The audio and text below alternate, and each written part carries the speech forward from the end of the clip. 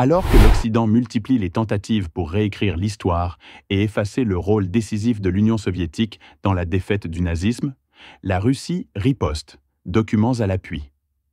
À l'occasion de l'ouverture de la grande exposition « Leur exploit est immortel » à Moscou, Sergueï Lavrov prend la parole et remet les pendules à l'heure. Dans ce discours puissant, il dénonce les falsifications historiques, rappelle le prix du sang versé et prévient « Effacer le passé, c'est préparer de nouveaux conflits.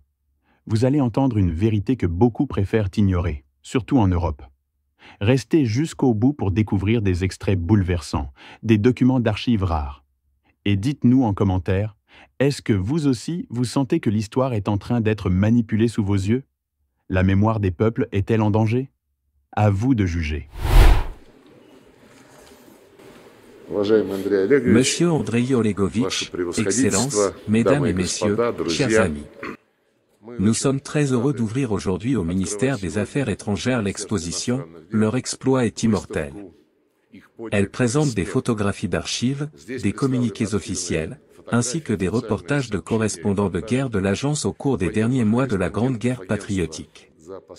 Tout d'abord, je tiens à exprimer ma reconnaissance à la direction et aux collaborateurs de TASS pour le travail accompli dans l'organisation de cette exposition unique, sans exagération. Elle marque le début d'une série d'événements dédiés au 80e anniversaire de la Grande Victoire, à l'intention du corps diplomatique accrédité dans notre pays. Quand nous évoquons la Grande Victoire, nous pensons avant tout aux exploits militaires des soldats soviétiques qui ont sauvé le monde des horreurs de la peste brune. Le front de l'information a également contribué à la défaite de l'ennemi. Les correspondants de TASS, risquant leur vie chaque jour, ont courageusement chroniqué les 1418 jours de guerre. Aujourd'hui encore, leurs photographies et reportages restent une source essentielle d'informations véridiques sur les événements de cette époque. TASS a joué un rôle particulier dans la dénonciation de la propagande nazie. Les documents de l'agence mettaient en lumière la nature criminelle du nazisme, sa menace mortelle pour toute l'humanité. Grâce aux efforts des reporters, le monde a appris non seulement la ténacité des défenseurs de Moscou, Leningrad, Stalingrad, mais aussi les atrocités commises par les occupants sur le sol soviétique. Les photographies de TASS ont été intégrées aux preuves du procès du tribunal de Nuremberg. Le projet « Les fenêtres de TASS » durant les années de guerre a constitué une contribution inestimable à la victoire, démontrant que l'art et la satire pouvaient être des armes efficaces. Ces affiches, issues de ce projet, ont connu une grande popularité non seulement en URSS mais aussi à l'étranger. Elles ont fait l'objet d'abonnements, d'expositions, et ont été largement présentées à Washington, Johannesburg, Londres, Pékin, Istanbul, Stockholm, Téhéran. L'héritage des correspondants de TASS n'a jamais été aussi actuel qu'aujourd'hui, alors que l'Occident multiplie les tentatives de réécriture de l'histoire, de révision radicale des résultats politiques, juridiques et moraux de la Grande Victoire et de la Seconde Guerre mondiale. Le rôle de notre pays dans la défaite de l'ennemi est sciemment minimisé. Les crimes sanglants des nazis et de leurs complices, les collaborateurs, sont justifiés. Le principe même de l'interdiction de l'idéologie haineuse du nazisme est remis en cause. Ce principe, je le rappelle, est au fondement de l'ordre mondial d'après-guerre, dit de Yalta-Potsdam, aux côtés de la primauté du droit international et du rôle central de l'ONU, en particulier de son Conseil de sécurité, dans la coordination des intérêts des États. Dans ce contexte, TASS reste un gardien fidèle de la vérité historique. Les archives de guerre sont un outil puissant contre la falsification de l'histoire. Un exemple marquant de cette exposition est la lettre du chef du gouvernement provisoire polonais adressée à la direction de la RSFSR, datée du 16 février 1945, dans laquelle il affirme l'amitié éternelle entre les peuples polonais, russes et soviétiques. D'autres documents tout aussi éloquents montrent les populations des villes européennes libérées accueillant avec joie et des fleurs les soldats soviétiques. Aujourd'hui, l'Union européenne préfère ignorer de tels documents. Ils essaient d'effacer cette mémoire, mais les faits historiques ne peuvent être supprimés.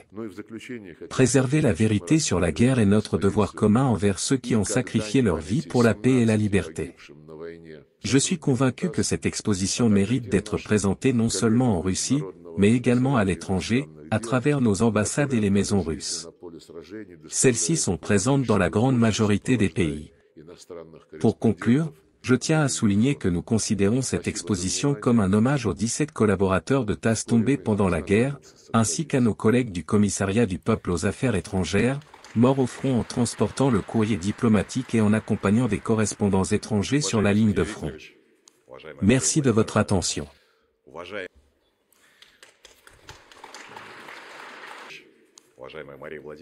Monsieur Sergueï Viktorovitch, Madame Maria Vladimirovna, Excellences, chers invités. Pour l'agence TASS, c'est un grand honneur d'inaugurer cette exposition ici, au ministère des Affaires étrangères. Cette exposition est vraiment unique. En effet, nous avons l'habitude de présenter nos photographies issues de nos vastes archives, mais c'est la première fois que nous exposons également des copies authentiques de textes originaux de cette époque, les bulletins d'information du front et les bulletins d'information alliés. Les photos qui les accompagnent ont été prises au même moment que ces textes ont été rédigés. En lisant ces documents, on perçoit clairement des parallèles avec le présent. Ce qui s'est passé il y a 80 ans reste tristement d'actualité aujourd'hui. Je vais vous citer une phrase de Staline dans son allocution au peuple à propos de la victoire et de la signature de l'acte de capitulation.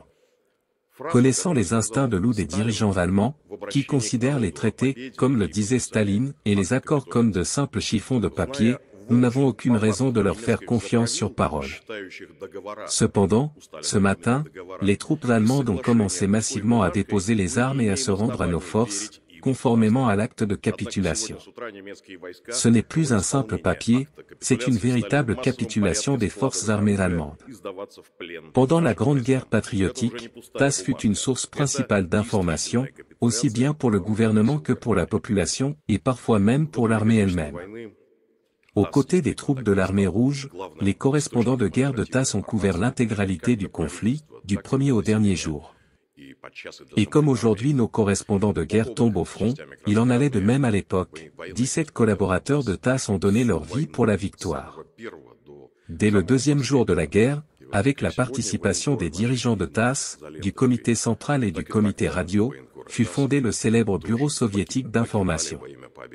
Toutes les dépêches du front transitaient par les canaux de TASS, tandis que la rédaction de contre-propagande produisait le contenu nécessaire pour ce bureau d'information. Les reportages et photographies de guerre de TASS étaient publiés dans la presse nationale, les journaux du front, transmis à la presse étrangère et diffusés par la radio.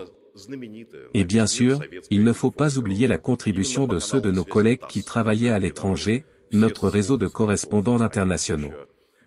À l'étranger aussi, la situation était instable. Ces correspondants fournissaient à la direction du pays des informations essentielles. Leurs dépêches jouaient un rôle central dans la lutte contre la propagande de Goebbels. Déjà à la fin des années 30, face à la dégradation de la situation internationale, la direction de TASS avait décidé de renforcer en urgence sa base technique. Quelques années plus tard, cela s'est avéré très utile. Le réseau de correspondants internationaux fut aussi restructuré, les bureaux de TASS en Suède, en Turquie, en Chine et en Iran furent élargis, par exemple. Une aide précieuse fut également apportée par la nouvelle rédaction d'écoute radio, capable de capter les informations en de nombreuses langues étrangères. Dès la deuxième moitié de 1941, le volume d'informations produites par TASS était impressionnant. Chaque jour, de 20 à 40 pages étaient transmises aux journaux soviétiques et à la radio depuis l'étranger, un volume considérable. Et tout au fond de l'exposition, vous verrez les fameuses fenêtres de TASS mentionnées par Sergueï Viktorovitch. Imaginez, dès les premiers jours des bombardements sur Moscou, la ville était plongée dans l'obscurité totale pour respecter le blackout. Nos artistes de TASS, sur le pont de Kouznetsky, peignaient les affiches dans des locaux calfeutrés, sans lumière. Ils travaillaient avec des peintures toxiques, et certains perdaient connaissance à cause des émanations. Il arrivait que 3 à 6 personnes soient emmenées en ambulance la nuit pour être réanimées. Voilà dans quelles conditions ont été créées ces affiches que vous verrez à la fin de l'exposition. Toutes ces photographies, tous ces textes, il faut les montrer à ceux qui, en Occident, réécrivent l'histoire, diffusent des contre-vérités, cherchent à minimiser le rôle des peuples soviétiques dans la victoire. Il est donc remarquable que cette exposition soit simultanément inaugurée aujourd'hui dans toutes les représentations diplomatiques de la Fédération de Russie à l'étranger, dans une version identique. Merci pour votre attention. Ce discours de Sergueï Lavrov n'est pas simplement une critique diplomatique de l'Occident. C'est un véritable cri d'alarme lancé par la Russie, face à ce qu'elle perçoit comme une réécriture volontaire de l'histoire et une tentative d'effacer le rôle soviétique dans la victoire contre le nazisme. En remettant en question la légitimité des institutions internationales et la mémoire collective, Lavrov accuse clairement l'Occident de manipuler le récit historique pour justifier ses politiques actuelles, notamment en Europe de l'Est, en Ukraine, ou encore dans la perception de l'OTAN. Ce qui est frappant, c'est le renversement des rôles. Selon lui, ceux qui se présentent comme les garants de la démocratie et des droits de l'homme seraient en réalité les fossoyeurs de la vérité historique. Ce discours s'inscrit dans une stratégie plus large de contre-narration russe, qui vise à reprendre la main sur le récit international. Et qu'on adhère ou non à cette lecture des faits, il est essentiel de comprendre ce que cela signifie pour l'avenir des relations internationales, une fracture idéologique de plus en plus profonde, où chaque camp brandit sa propre vérité. Et maintenant, à vous la parole. Êtes-vous d'accord avec Lavrov quand il accuse l'Occident de falsifier l'histoire? Ou pensez-vous qu'il utilise la mémoire de la Seconde Guerre mondiale à des fins politiques? Laissez un commentaire, c'est là que le vrai débat commence. Et si cette vidéo vous a aidé à y voir plus clair, pensez à liker, partager, et surtout à vous abonner.